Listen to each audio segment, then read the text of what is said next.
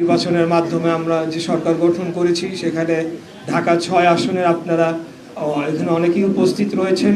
এই ঢাকা ৬ আসনের মধ্যে বাংলা বাজার যে প্রকাশক এবং প্রকাশনী বিভিন্ন প্রেস এবং বিভিন্ন বই পুস্তক সংগঠনের ওখানে উপস্থিতি রয়েছে। তো আমি তাদের উদ্দেশ্যে বলবো যে আমি আপনাদের নির্বাচিত জনপ্রতিনিধি হিসাবে আপনাদের যে ব্যবসা, আপনাদের এই ইন্ডাস্ট্রির এই সেক্টরের যে কোনো সহযোগিতার জন্য আমাকে আপনারা সবসময় সর্বাত্মকভাবে পাবেন ইনশাল্লাহ।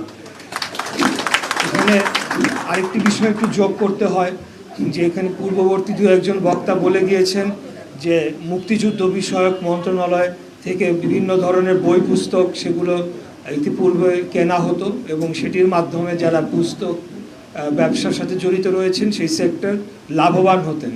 আমরাও চাই যে আগামী দিনে আপনারা আরও বেশি লাভবান হন।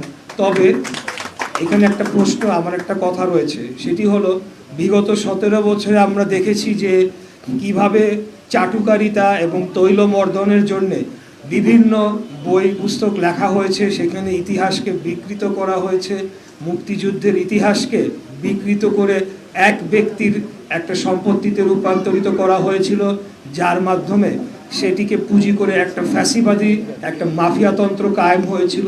তো সেই সকল যে সব বই রয়েছে এবং একটা পার্টিকুলার গ্রুপ অফ পিপল তাদের থেকেই শুধু বই পুস্তকগুলা সংগ্রহ করা হতো বলে আমি জানতে পেরেছি।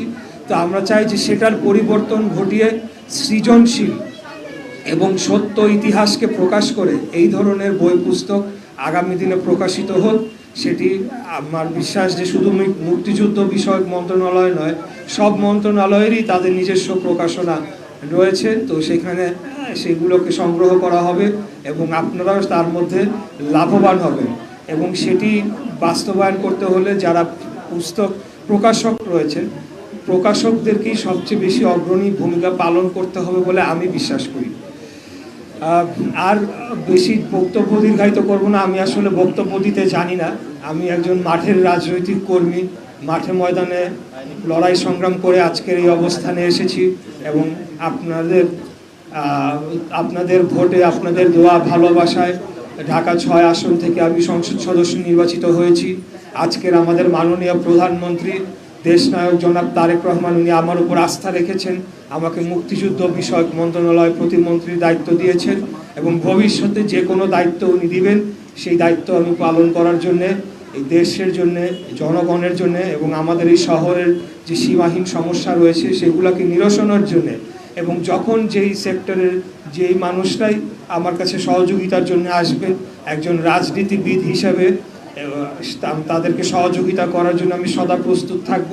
এবং যে কোনো পরিস্থিতিতে, এখানে মোশাররফ আহমেদ ঠাকুর বলে গিয়েছেন দল মতের ঊর্ধ্বে উঠে, অবশ্যই দল মতের ঊর্ধ্বে উঠে অন্যায়, অবিচার, দুঃশাসন, অনাচারের বিরুদ্ধে রাজনীতি করার জন্য আমরা দাঁড়িয়েছি। আমরা বাংলাদেশ জাতীয়তাবাদী দলের যারা সাচ্চা কর্মী যারা রয়েছেন তারা সেটিকেই বিশ্বাস করে আমরা আগামী দিনেও অন্যায়ের বিরুদ্ধে, যে কোনো অপরাধের বিরুদ্ধে, যে কোনো অপরাজনীতির বিরুদ্ধে, যে কোনো দুর্নীতির বিরুদ্ধে, মাদকের বিরুদ্ধে, সন্ত্রাসের বিরুদ্ধে, অর্থাৎ যে সকল জিনিসগুলা আমাদের সমাজকে ধ্বংস করে ফেলে, আমাদের দেশকে ধ্বংস করে ফেলে, আমাদের রাষ্ট্রকে হুমকির মুখে ফেলতে পারে, সেগুলোর বিরুদ্ধে আমরা অবশ্যই দাঁড়াবো। আমরা যে কোনো স্বৈরাচারী মনোভাব সম্পন্ন রাষ্ট্র পরিচালনার দায়িত্বে যারা থাকবে তারা যদি স্বৈরাচারী মনোভাব কেউ দেখায় তাদের বিরুদ্ধে আমরা রুখে দাঁড়াবো। আমরা স্বৈরাচারের বিরুদ্ধে আন্দোলন করেছি, আমরা ফ্যাসিবাদের বিরুদ্ধে আন্দোলন করেছি। আমি অন্তত আমার যে উত্থানটা হয়েছে ফ্যাসিবাদী বিরোধী আন্দোলনে, রাজপথে আন্দোলন করতে গিয়ে, সেটাই আমার শিকড়, সেটাকে আমি কোনোদিনও ভুলে যাব না ইনশাল্লাহ। আমি আপনাদেরকে কথা দিতে চাই আগামী দিনে আপনাদের দোয়া ভালোবাসা পরামর্শ নিয়ে রাজনীতিতে আমাকে আমার অবদান রাখার সুযোগটি করে নিতে চাই। আপনারা সবাই ভালো থাকবেন, আমার জন্য দোয়া করবেন। খুদাহাফেজ। বাংলাদেশ জিন্দাবাদ। বাংলাদেশ জাতীয়তাবাদী দল।